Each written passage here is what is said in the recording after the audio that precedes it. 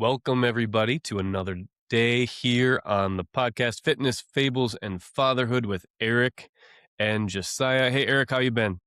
Good. How you doing?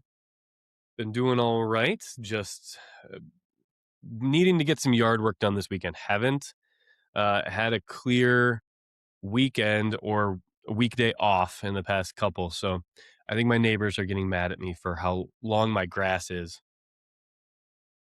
Yeah, so we're recording this in the future, but going back in time to talk about book number 3. And I'll say when I read this book, Of we Dungeon had been Crawler Carl. of Dungeon Crawler Carl. Yes, the Anarchist Cookbook. And I have to say, so when I read this book, we were actually in California, and my wife and I went on a little trip together. We had grandparents take the kids, and we did a quick overnight. But we had to take the Amtrak to be able to get to our location. So I really appreciated reading a book about trains on a train. So this was a really fun book. Yeah, you sent me a text message because we were supposed to be reading Guy Gabriel Kay's book, his newest release, which I still don't think you finished. But you Not sent even me a halfway. message saying that you were in the middle of this book Yeah. and that you had been bad. And I responded with, well, I guess we are just going to charge through all of Dungeon Crawler Carl before you will read anything else. That's actually really true. I'm still not even halfway on Gabriel K. So you might be right. Yeah, so I'll probably review that one on my own, and then when we're done with this, we will pick up with something new and something different, because I have to get you to read a horror book this Halloween. Ooh. During Halloween, okay, maybe I would be inclined to read some horror. I Well, the will only time of pick, the year. we'll skip the wheel, and I will just pick something that I think you'd like. Something Yeah, sorry literary. for hijacking your wheel, but I No mean, worries, come no worries. on, come on, It Dungeon was Crawler it Carl. That's it was meant to just get us to read different things, like to yeah. expand our genres. Because prior to Dungeon Crawler Carl, which is a testament to this book series, I don't think you read anything other than self-help over the last 10 years. In business, a lot of nonfiction kind of stuff, and then yeah, I like some some like yeah, I'm trying to think, like I'm trying to defend it, but I think you're right. A lot of nonfiction. What have I read that has been fiction? Not much. Last thing I think that we were reading, and I don't know if we read it together, but Hyperion. I remember I read No, we didn't read more that than one. together. Okay, so I'd read that. I've had it on my list to actually read more than just the first Dune book, so I've got a bunch of those that have been like in the back of my library. Dune first 4 are goated. After that, you can leave it. Yeah. Okay. Um, but the I read Children of Dune. yeah, you got to get through all of Orson Scott Card's like Ender's Game, like all the Ender I books did read are those. great. I Um, read at least 2, if not 3. I don't know how many there are.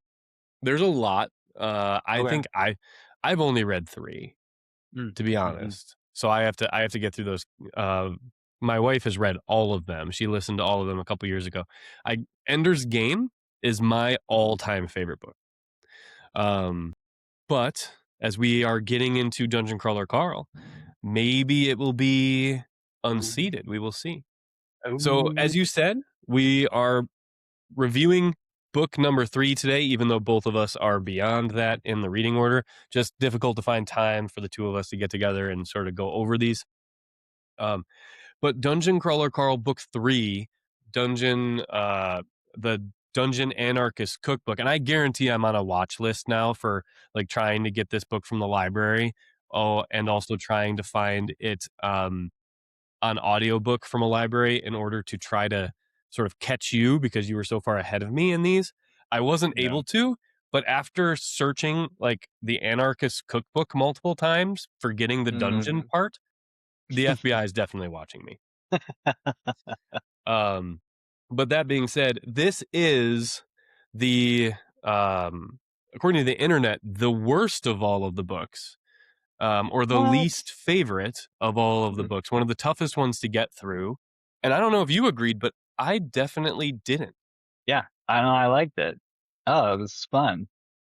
It was Yeah, I definitely agree. like, um, it's more straightforward. I would call it maybe more I don't know if I'd closer agree there. to the first one, right? I don't know in terms of like maybe pacing because it's like more of a survival one again, but like have this complex railway system that loops in and on itself, and it's like an almost 3D kind of thing with portals, and it's so like maybe it is a little bit complex, but like in essence, you're plotting forward in terms of like pacing. Um, and directionality, I guess, of this book. So it does pop you out a couple times. So like, Hmm. you're definitely getting more layers, like you and I both appreciated out of the second book. And it's building in that climax, right? And we're building Hmm. upon his class of being the compensated anarchist, right? So those early decisions on that he's made public to the AI, he has gotten strapped in, and they're going to reinforce that here. So. Yeah. And just to do a quick overview, if you're on the third book review with us, I'm assuming you've read book one and two, but just a really quick synopsis of those two. So, world has been taken over by aliens. We've been plunged into sort of a intergalactic reality TV show in the shape of a dungeon. Our main character Carl is running around barefoot with toe rings on and in his In his boxers. underwear. Yeah, where he is rushing through these levels, this 18 level dungeon. We are now getting to dungeon level 4. This is all driven by corporate greed and the intergalactic economy, where we are now on this fourth level after leaving level 3, which is part of an interlocking series of levels: level 3, 6, 9, 12, 15, etc. So we're back in a non-continual story level, level 4. But unlike levels 1 and 2, there is a new mechanic or a new theme, and as you said, on this level, it is trains. So the biggest complaint I've seen for most people on book number 3 is that the train system is difficult to understand. So it's hard to figure out or predict what's going on in or what's going to happen later in the books. I Matt actually really Dimmerman, appreciated. Yeah, I yeah, was gonna say like he even has like a couple pages in the beginning to just say like to level set with everybody. He comes out, it's not part of the book. It's just the author saying, guys, I know there's a lots of colors and descriptions and numbers. Don't worry about thinking about any of it. Just go along for the ride, right? So, yep, um, really appreciated that setting because as we're trying to figure out like how they're supposed to be moving through, and he's dropping these hints along the way. It could be something that and people who otherwise would be trying to dig into those details could get a little lost. So don't worry about yeah, and I took that at heart right at the beginning, and I feel like it was a good thing if you just kind of put yourself in the place of Carl. Like even in the book, he doesn't entirely understand, and at this point, still no spoilers up front, but he doesn't entirely understand how this works. It's mostly Mordecai and Katya in particular, who are sort of mapping this thing out and figuring out sort of how this system works for them, for their team.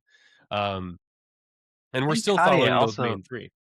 I think she also has, because of her class, right? Does she have some extra abilities that allow her to see a wider map or something? She gets like additional detail, I believe. Yeah.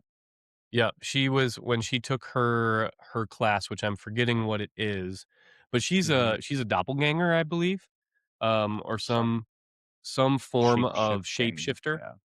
Yeah, Hmm. but she does have the ability to see a wider map, because it was one of the things that Carl She's like gave up in his character class selection. I think she's like some kind of monster truck driver or something like that. So. Yeah, that's her right? class, and then Yep. her race is like shapeshifter or shape changer, Yep. something Yep. like that. Yep. So What does Carl Nans change into this time around? I forget. If he's not compensated anchoress, what no, he can't still remember is. what he. Oh, he is. So, Okay, yeah, he maintains compensated anarchist until level 6, got and it. then they get to choose their additional class, like, it's an upgrade, That's right. essentially. That's right. Yep. Yep. Yep. It does get a little confusing because Princess Donut gets to change her class every level, or at least take benefits from a class because of, her overall, her original selection, which then she Yeah. gets these added benefits. And if she trains a skill, she can keep it moving forward. So it kind of stacks. So she kind of If gets a Swiss Army knife of all these skills, but they're lower level if that she she knows. uses it enough, right? Yeah. So like she's realized she's got to apply herself. And I think this one she goes. It's like a spell casting one. I think it's like what, necro something. Uh, Yeah. Yeah. A can't necro remember the. something. She can Yeah. make or raise people from the dead. It's not maybe necrobard or something like that. Oh. Uh huh. Um, but That's later, she but she can yeah. definitely bring things back to life, which comes up later, which we won't get into in the non-spoiler part of this. But your overall thoughts of the 3rd book, what were your sort of feelings going in and coming out? Yeah. By this point, like I'm totally invested. It's a book that like I couldn't put down because I'm totally right there. Um, there was definitely a lot of gore, like description in this, right? So um, it was much more battle intense. Mhm. So yeah, there were like some passages where I was like, I could have done without this, or I could have done it in a different way and like been satisfied. Um, so it maybe didn't tickle me in certain ways. So maybe I can kind of empathize with some people's descriptions of its ranking across other ones, but um, I'm so invested in the journey and I'm so invested in like the things that are revealed along the way that are peppered in, and I love his peppering in of these little elements that you're curious about. How are you going to use these, not just beyond at this level, but how are you going to use that beyond in the future ones? And what again?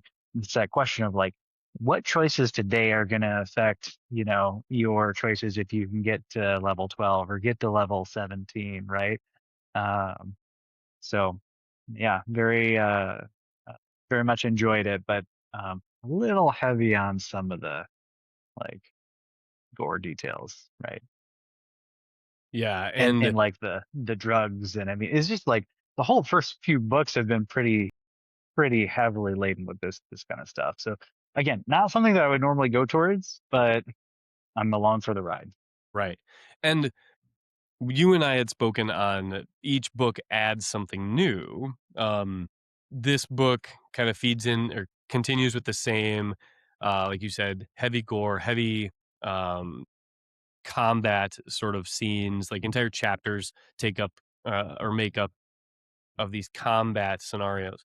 But the new things added into book 3 um, are sort of the crafting setups. So, and this sort of personal space and how that can be built on, which is like your home base. And then also, we're getting a little deeper into our characters and how they are sponsored by some of like these corporations, as well as these fan boxes that people are sort of paying them off. Um, we're also much more heavily. This was introduced in book 2, and I think we may have forgot to mention it in our last episode, but the um, top 10, sort of the top 10 list of crawlers, and how now there are bounties on these crawlers' heads, where if you kill one of the top 10, you claim a bounty. And that comes into play here as well with this book. Um, so we can't really talk much about it unless we get into spoilers. So we're going to move on fairly quickly in this episode into the spoiler section. But Eric, today in this 3rd book, we have much more involvement of other characters other than Donut and Carl. Like we spoke about Katya last session or last time we met up, but Katya is huge in this in comparison to her role in book number 2. So give me your thoughts on some of the new characters that we met, some of the old characters that had more involvement in this story, and show your general vibes with everybody at this point. Yeah, it's interesting. I like that.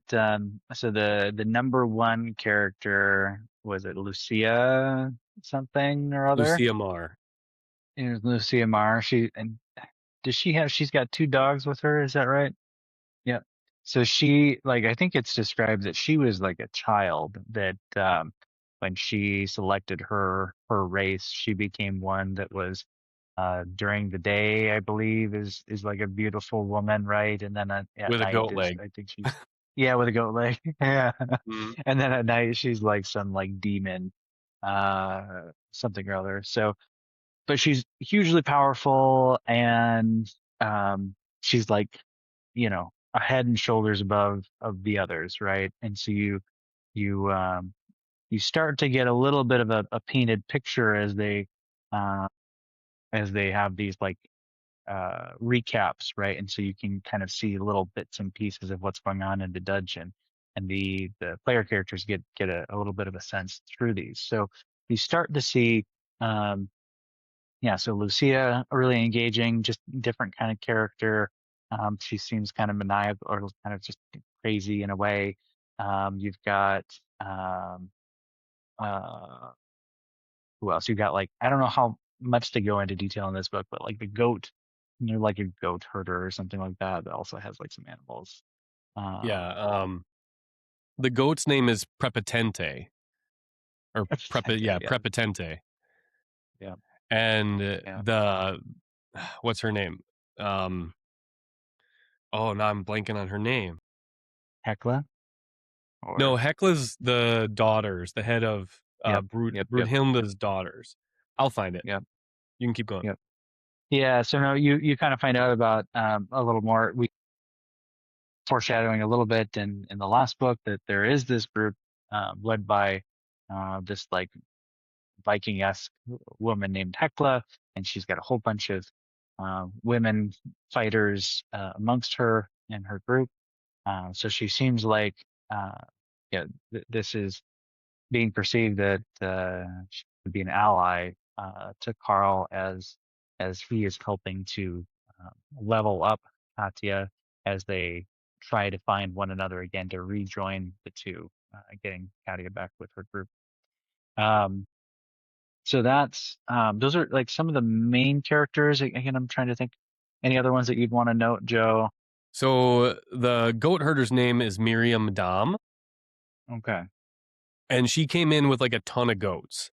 Yeah. And you were introduced to her earlier, and she's really popular, but she's just this lady with a bunch of goats, but kind of similar to Donut, who gets this biscuit, which makes Donut sentient, as far Yeah. as like, or more human An like. actual player Yeah, character an instead of actual just a crawler rather than a pet pet. character.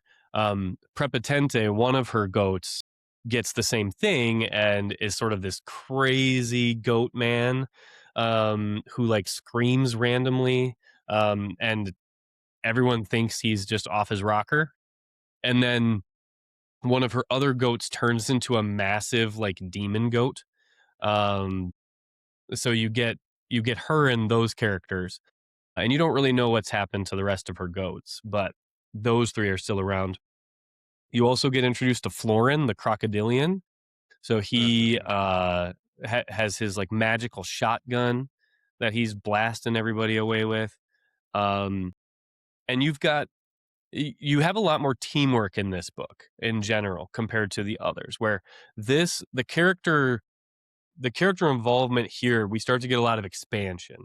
So we get mentions of names of characters as you and I have gone on into future books, that come up later, that are just like quick little like messages in the comments or in the chat feature. Because you had mentioned, I believe in our last episode as well, that um, they started to like fist bump to exchange information or like Mhm. contact information with others. That becomes and is huge in this book because they're meeting at the Desperado Club and the Vanquishers Club or Vanquishers Guild or Yep. something. Um, and they're like opposites, good versus sort of your evil aligned characters, and they start sharing information to map out this intricate dungeon with all these train lines and how to pass, how to move on to level 5. Yeah. And thinking back to, and I think was this book one, and where Carl had that interaction with all the elderly, and there were a couple people who were Mhm. like the caretakers, right? And so like I think it's important to mention there's the brothers. So you get introduced to Chris and his brother. I can't remember his Brandon. name. Brandon. Brandon. Yep. Yeah. Yep. So you got, so there's more of a relationship with Brandon, and then we kind of find out like there's this uh, brother Chris. I don't remember him being like more central in this book. So they're But they're then not there's, really yeah, they're not really much in this book.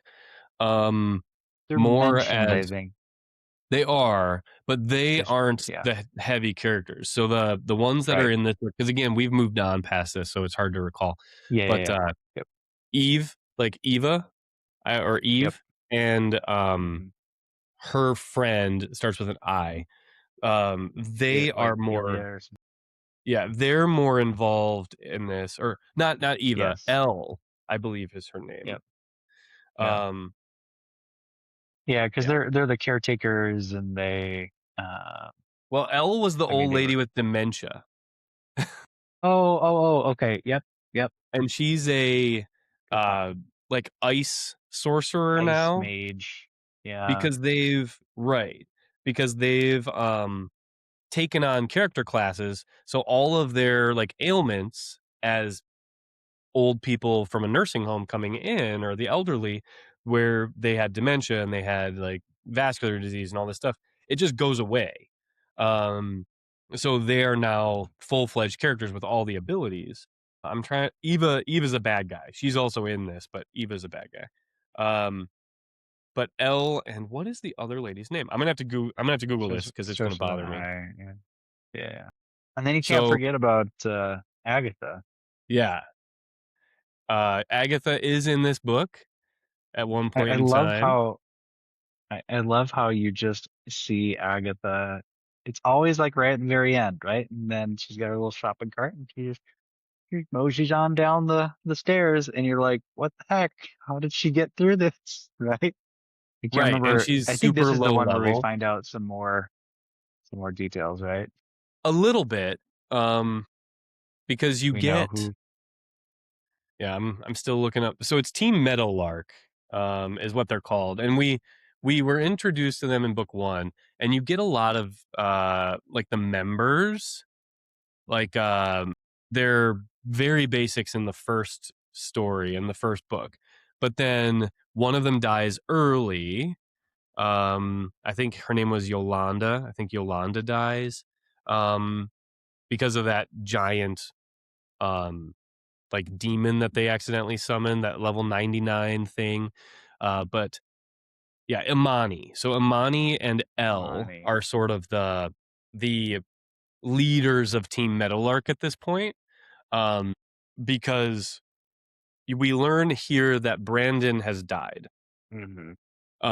And that Chris is like a rock creature.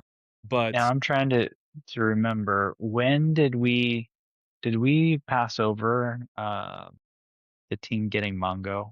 well, that happened in the first book. Okay. Yep. We just didn't talk about it uh Hmm. in our last book. And again, like Mongo's this basically like raptor. It's got like pink Hmm. feathers, I think, right? Yep. And we know that the faster they can get that Mongo leveled up to like, I think it was 15 kind of the max for pets. But like Well, they at keep least for like leveling, growth but wise. yeah. Yeah. So they tried to, get Mongo all leveled up. And I can't remember in this book if we're still going through that level up process. I think we are. I think we're getting at least closer, because I think this is where remind me, get the saddle for Donut to ride. Yeah, yeah. He levels up mostly in book 2 where in that Serena Signet storyline, um, Donut is left behind and Mongo is left there to like protect Princess Donut. And Yeah, because right. Carl like creates this blockade, the sort of janitor mobs of the level try to clean up the blockade because it's just a bunch of trash and like debris from other fights. They're like porcupine globs or like oozes that send out needles. And this is all book 2.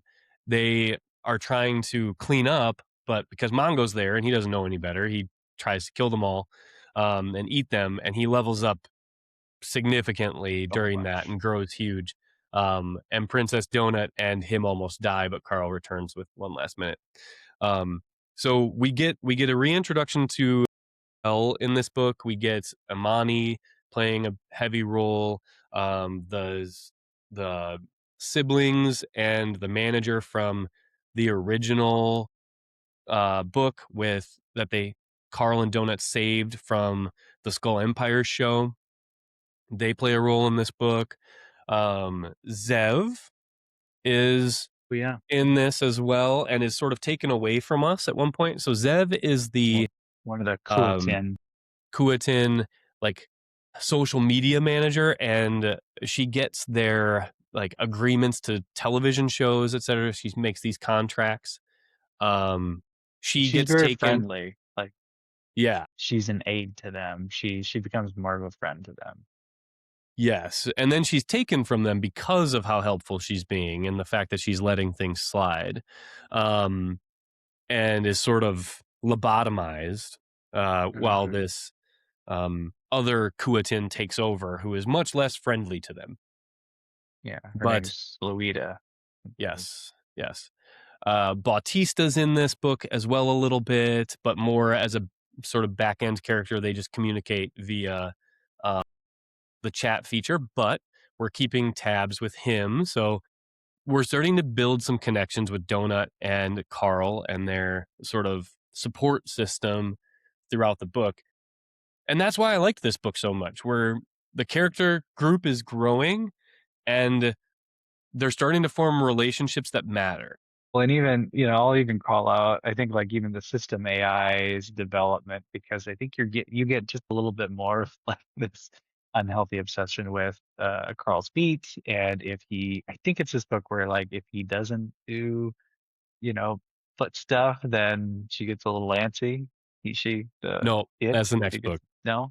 Yeah. Okay, fair enough. Um, this book, I think he gets the item that makes it so he can never wear pants. Oh, yeah, yeah, yeah, Yeah. yeah. So he can only ever wear boxers. So we're getting a lot of setup. But the player characters are starting to form these relationships. We're getting Katya's playing a huge role.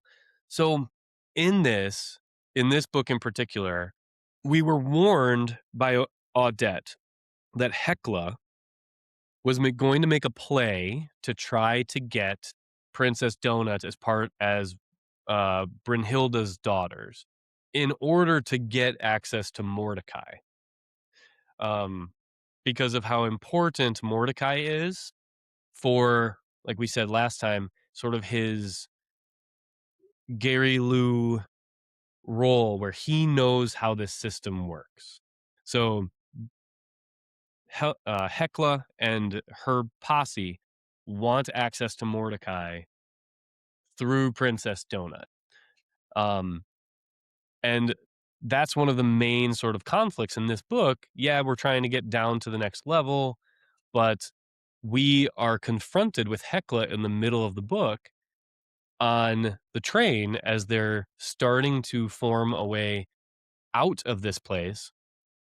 And we're bringing some of our top 10 characters together. So Hecla, who I believe is number 2 at this point, and then Donut and Carl, who are like 5 and 6. Um, what do you think of that interaction and the way that that played out in real time as you were reading it? I mean, I was definitely like concerned about. Donut's like vulnerability, like that child aspect, and the desire to um, you know want to be engaged with Hecla and you know their group. So I think that it worked well because it definitely did give me like that tension. Um, because again, we know that we get Mordecai. Like this is one of the central points is the fact that um, Donut gets Mordecai as the manager, and their spaces are intertwined. And so if you know we get a party up between Hecla and Donut for whatever reason, right? Like Carl's going to be left alone yet again, and so. Um, Definitely like felt that tension as we go along. So um, I think they did a nice job because again, this is where when talking about like the chat feature, we kind of lean into the fact that we do see Katia, or we get these little bits and pieces of the exchanges that are happening outside of like their chat and her trying to get back to her main group, right? So there's this kind of like looming thread that like seems really friendly and it seems really optimistic at the beginning because you think that Carl's gonna like grow his little family, grow his like group here, and maybe he can trust them, right? And so it's the tension of how much can you trust these outsiders and strangers who are all vying to try to get to the end of the tunnel, and yet now, um, or at the end of the level, and yet now they have these bounties on their heads, and so, can you trust anyone if everyone's out for just to win, just for themselves? So, no, I Right. And you've got you were warned about this, and they get on the train and they're making their way the through the tunnel, and you have Hecla with Eve, and that's where I was saying Eve's a bad guy. So Eve, yep, we find out through Katya that Hecla was Eve's psychiatrist or psychologist, and that Katya was sort of a coworker or a friend of Eve prior to coming into the dungeon. And Katya is sort of this um, humble, sort of timid character in the presence of Carl and Donut, but she's starting to really kind of grow into her own and get a personality, and become very competent at the system given what Carl has done to help her. Um, mhm, and then you get on the train with Brynhilda's daughters, Hecla's sort of party, and there's dozens of them, and then there's only Carl and Donut. And they come up with this plan that they're going to use Katya and her ability to shapeshift as like a plow on the front of this train as they go through, and she's going to just hit all these bad creatures. So where you were speaking about gore, sort of the mobs, she's hitting them and mhm. they're exploding against her, and she's taking them into The her blood is inventory as she goes. pooling, and Yeah. yeah. So all this viscera and blood she's like storing away. And again, like one of the main traits of her character is like, yeah, the more weight that she puts on, like the more like mass she has, which allows her to be able to use kind of her powers in a better way. And part of that I really appreciated was like that having Katia grow with Carl, as it was very painful for her to do the self molding. It was very hard for her to like get her face molded so it looked like a normal character, right, in the beginning. And so we see the engagement with Carl, who like takes it upon himself to like create a contraption of a backpack to be able to allow her to take on or off some of this weight. And so like you see this friendship kind of grow in these beginning chapters as he's helping her um, Yeah. grow herself. And you Princess Donut, her sort of world becomes shattered when she has this ability to see things that are invisible given these glasses that she was given, I Hmm. believe by one of her sponsors. And she sees that Hecla is shooting Katya on the front of the train. And that With this these whole thing is sort of, yeah, and that this whole invisible thing is sort of arrows. a Yeah. setup. Um, so in the conflict, you have Katya and you have Eve start yelling at each other because Eve starts saying, "Oh, Katya, you've always been worthless. You've always been like a burden. You've always done this." and Katya has the ability to essentially like gain immense speed very Ram. quickly and like ram into things to cause them significant damage. She does it, but she's not very accurate at this level. So she slams into Hecla, and Accidentally. Hecla explodes. Like she dies, like immediately. And all of a sudden, you have Brynhilde's Oh, daughters, number two. yeah, fighting with Carl and Princess Donut and Katya on the train as they're trying to get out. So we're starting to see some of these top 10 get picked off or fall from their platform. And the boons that you get uh from splatting one of the top 10, right? Like the tickets, I guess is what I'm getting at, right? So you get like a Yes. name, where if, and I can't remember what happens, but basically I think if you get a name of uh another player, you get additional bonuses or something if you Yeah, the destroy them, system right? the system is trying to break up people. So if you kill someone, if you have like a player kill in the system, you get essentially a box that rewards you for killing your party. So like and it has their names on it. So she when she kills Hecla gets a note where if she then destroys Carl and Donut, she gets extra things and special bonuses. And she's very concerned because earlier Princess Donut had sort of an accidental kill because someone tried to attack her inside of the Desperado Club. Um, and Katya says, after talking to Amani, because Amani has took it upon herself to sort of take out some of the elderly that were injured and weren't going to make it through the early um, levels. So she has all of these tickets as well, and she says, Souls. right, and she's telling her, yeah, you get one for every person in your party, and like I'm telling you this, but Donut would have also gotten these, and she hasn't mentioned anything. So Yeah. like And there's only you two in their party, right? Carl and Donut. So you know right, where what Donut has, which is a ticket with Carl's name on it. right. Yeah, and so there's some conflict sort of brewing in the background there. So the train system is quite convoluted, and we have this growing sort of cast of characters. I feel like the main theme here was that the AI and the sort of showrunners are trying to separate and also like ostracize the people in the dungeon from each other.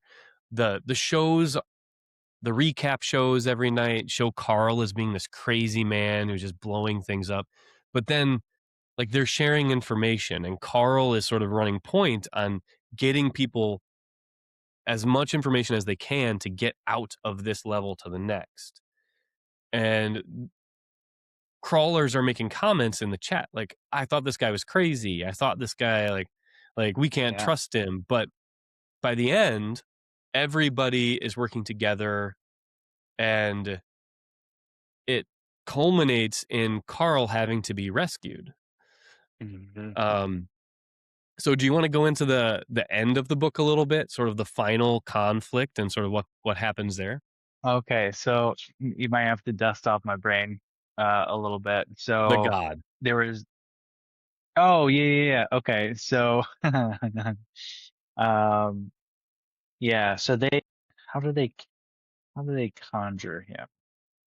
I'm trying to think. Beating up the Mantars. Oh, that's right. Yes. Okay, so he's got this magic gauntlet, right? And if he hits someone who is aligned to, was it Groll? Grohl, yeah. uh Groll, the god, it will summon this god. And so we find out, I believe, um as they get summoned, people from the external world can like pay to be able to, I don't know, what, drive these gods, something to They're that like effect. Yeah, they're like sponsored gods. So like I don't know if it happens in real time or if it was already that way, but there are Yeah. some gods that are quote unquote sponsored and then there are unsponsored gods. Yep. So we've got, the along the way there, this one, we should probably also note that like there is a particular theme about portals that we find out about this one. And so as we interact with the train staff, we find out a lot about as these trains go in and out of these portals, the NPCs' minds are kind of wiped. And so there's this question of like, well, how do you get certain places and how do you potentially use portals? We find out a little bit more about the Balte, who give Carl the ability to have this brain implant, if you will, that allows him to be able to look at a portal and get some details around it. Um, and so as we kind of take it full circle, these train staff are manned by these manitors, which is a very odd concept of a man on top of a man. So instead of like a centaur where you have a horse body with a man on the top, you have man bottom and then a man on top. And so yes, again, these guys worship Grill, and as we know, he exploits this fact to be able to help to beat one of the. And I can't remember. This isn't like a city boss. This is bigger than that, right? This is like I can't It's like a remember what burrow. level of boss. Is it a burrow boss? I thought that was bigger. He's So like and I can't remember like the neighborhood bosses, so you have like the regular bosses and then you have like the mantars are like neighborhood bosses, but the god is like well above all of that. Like level yeah. 250, like Yep. crazy high. But we know that to be able to get to like the stairwell, right? They have to be able to defeat, I think, and then it's kind of a trap. There's a bunch of like these, Oh yeah, or the one like Krakarians. big, yeah, Mhm. at the end. And so to be able to defeat that, we Carl exploits, uh, right, the gauntlet by beating up some manitors to conjure a god in the same kind of general space as this big end boss. And so as this happens, though, as they conjure it, and I don't think we knew this going into it, is it Maestro comes Mhm. back and pilots, I guess, the Gruul god. And so obviously there's some tension there between Maestro and all of the Glurp memes that are going around. And so he wants to kill him. He wants to kill Carl. And so there's some fun with that, where uh, the god actually stomps on Carl. So instead of being the stomper, he becomes the stompy. And luckily Yes. enough, he has some magic potion that allows him to be invulnerable for a little bit of time, just enough to get smashed on and survive. Yeah. And So he that gets the AI rewarded for it. really likes. So the He AI, loved it. yeah. And that was the one sort of foot tie-in to this book was Carl was squished by the god's foot. Yes. And so now the AI is appeased. He gets rewarded for that. And I can't actually remember how how does that then translate into uh I think the god has to fight the other one, right? Like they They've escape in time, like yeah, everybody comes to they defend him, but fight yeah, they fight each other, the god and the other thing. It doesn't last, doesn't take long. Um, yeah. but because Carl is trying to stay away from the god, like Li Jun, and like Mhm. the characters from the first book that he saved in conjunction with Katya or in like co-working with Katya and Donut come on the train and sort of rescue him and pull him Mhm. back um, so that they can get through the portal to go on to the next level. Um, and they end up, I believe, transporting the god to the abyss, which is essentially like That's right. a secondary portal Up him. where there's a Yep. bunch of creatures there. And there's like they end up blowing up one of the trains to kill all these things, but they don't kill the god, so they don't get um, like a point for that or experience for Right. that. But they kill all these like zombies, so they all level up significantly um, towards the end of this floor, and they end up gathering because Carl, the only reason he even went there was to save all of these crawlers that were stuck. They were stuck there and they were stuck with this big neighborhood boss, but Carl was like, I can't leave anybody behind. If I can do something, I'm going to do something. um Yep. and he ends up saving thousands of crawlers because we're down to like 100,000 people now. Mhm. We're going through this dungeon, and he's trying to make sure as many get through as possible. Um, so it was definitely like we're getting some growth with Carl and his character and his sort of purpose moving forward. And he's also gotten this artifact which we haven't talking about or talked about yet, but it's the namesake of the book, which is the Dungeon Anarchist Cookbook, which he is now responsible for writing the 25th edition of, but has all of these hidden secret clues And nobody else for can know about this book. And in no. fact, if anybody finds out about this book, it will just disappear. So he has to be really crafty about how he even talks about the stuff that he may learn from the book and try to bring it up in conversation in a way that allows him to be able to then use those skills and abilities that he has now learned from the anarchist. Right. And That's the a beautiful like component of it that like, it's not just a tool. It's this hidden secret language of like again chats and communications that can't be seen by the rest of the players. and from previous crawlers that were all these sort of anarchists similar class to him that he took on, going back many crawls. And we get this book but we lose Mordecai because there is a sort of conflict where the book becomes available after a fan box is voted on, and Donut gets a picture of B, her previous owner, um, that was voted on by the fans, and Carl gets the option to choose from, I don't remember how many options there were, It's like a but there. yeah, it's a carousel, and it's like this host that hosts the show as it goes around, and he describes you know, Hmm. each of the objects. And he had a relationship with Mordecai Hmm. in the past, and if you want to explain kind of what happened. Yeah, I uh all I recall is that I don't remember like how Mordecai like comes in, but it's as soon as he sees him. I mean, he Hmm. just freaks out and he's about to attack him, and then he gets tossed, and Yep, not puffed tossed just away. for a second, but tossed for like a week or something, right? Like it was a considerable amount of time. Yeah, because of the rules where you can't Yeah, attack yeah, anyone in the yeah, safe rooms. yep. So Mordecai gets puffed away, so we lose him, which now we have to figure this out ourselves.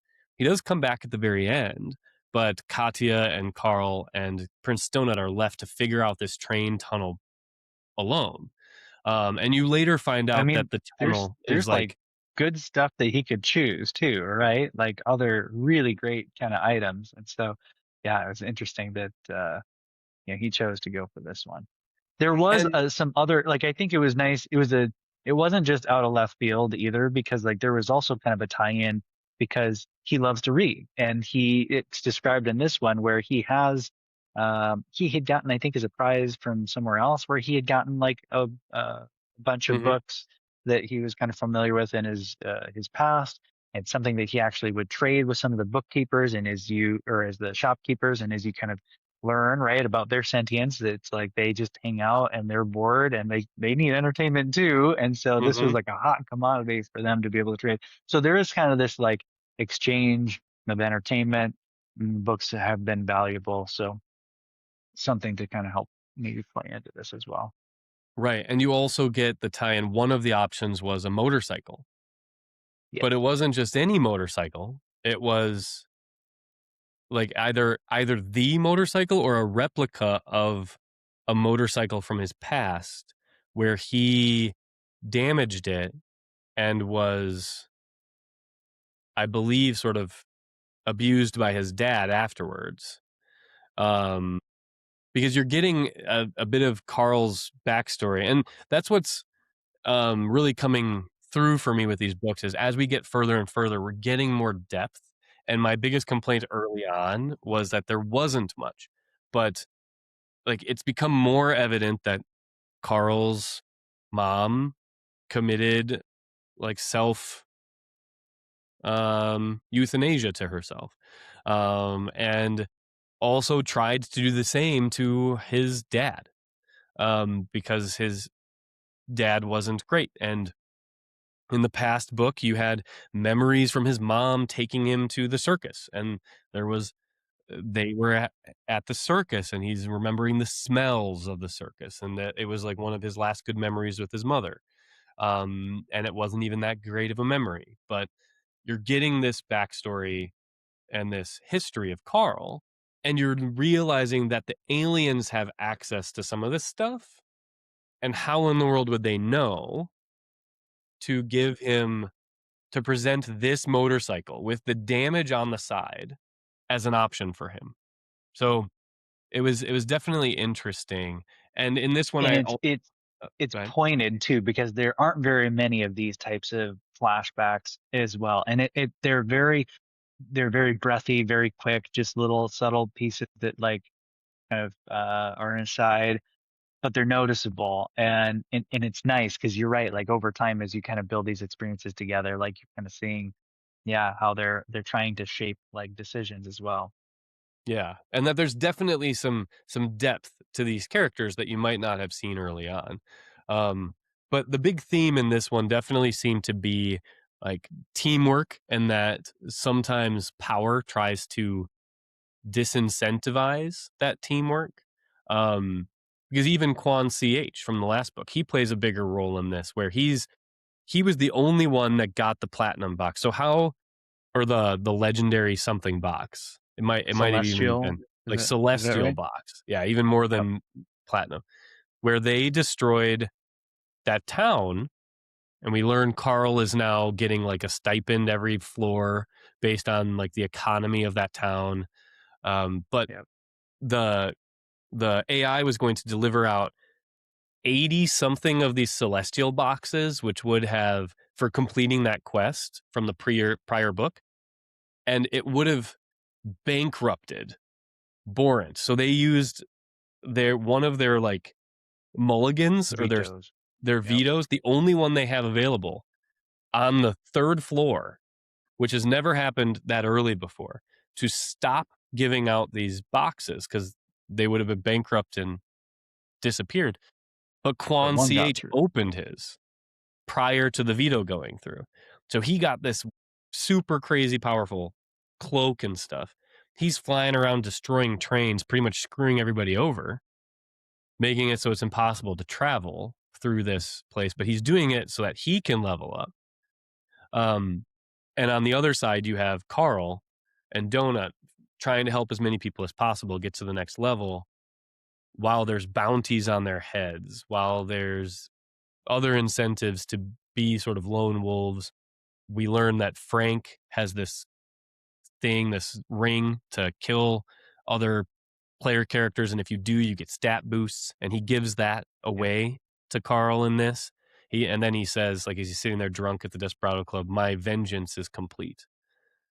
Hmm. Um, but he doesn't try People to, come after him for that. yeah, later on in the, Hmm. because it's a powerful magical item, and they don't have to have direct conflict. Just the fact he's giving them this ring so that others will hunt him later. Um, there's definitely a lot of that sort of pitting against of each other, which is Yeah. kind of relevant to our current state of society. And I don't know when this book was published, but Yeah. And I appreciated, this kind of unintentional but like um instinctual leadership kind of transitioning into it's more stewardship. It's more the nurturing not only of Katia but also, of the rest of these players, right? So he's starting to, instead of being a victim uh, to the dungeon, like he's helping to shape these events as he's going forward. Hmm. So, So what so would yeah, you? with that in mind, yeah, I was Oh, just go gonna ahead. say, like, what I was gonna ask you, what would you rank this one? So this is my favorite so far. But I do think just given like our scoring rubric lately, I think I'd have to give it an 8.5 as well. I'd put it slightly above book number two, but very close. I don't think I could give this a 9. I'd give it an 8.5 again. But my favorite of the three moving through the first three books. Yeah. I wouldn't actually, I actually go backwards just slightly on this one. So instead of giving it a 9, like I would give this one probably a solid 8. I actually probably think that I liked book 2 slightly better than this one.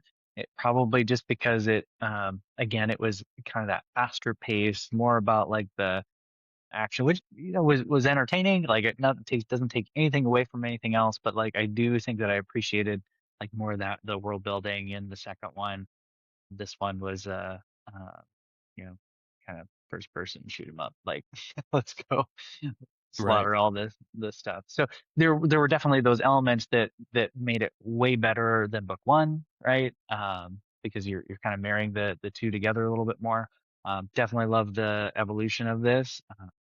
Uh, I definitely gonna, obviously I'm already reading all the other ones, so still suggesting to continue on the journey, but yeah, probably give this one an 8. Yeah. And I suggest you keep on moving through on this as well. So, well, given the fact that this is a uh, podcast, we've mostly done the Fables part so far, not the fitness piece. Or next time we should go over like kids books, like my son's favorite, Little Owl. Maybe we'll have But Addie do a book review. for sure. Uh, but given that I do hear my little guy kind of crying upstairs right now, so I'm going to go give some reinforcements. Um, you have a great rest of the day, everybody. Can't recommend, well, maybe a little bit more, but I do recommend the Dungeon Crawler Carl series a lot for entertainment, especially if you haven't read anything in a while. You just want to get back into something kind of easy and simple. And I will say, I'm gonna, spoiler alert, but if you buy all of the books, you got them all lined up on a bookshelf. He's shining a black light up on there. This one, the Anarchist Cookbook, does not glow, so it Hmm. effectively is invisible. So I have to say, shout out to Matt Dignan on that. That was it's a nice little Easter egg. So get the Yeah. real books, get them all. Yeah. And it's specifically this edition, like the Ace, what is it? The Ace Penguin sort of sub publisher. This is the one that kind of glows. Some people have a fondness for the original art, which is sort of the cartoony characters on the front, where you get a little bit of like character growth and some spoilers as to what new items they may be getting every single book. But definitely, yeah, nice little Easter egg there with the fact that this one remains hidden as it is. There is the hidden book inside as well. Um, so 8.5 out of 10 on this one from me, 8 out of 10 from Eric. We will pick up again later with the fourth book, The Gate Gate of to the the Feral Feral Gods. Gods. All right, everybody, have a great day. Hope you all enjoy. See ya. See ya.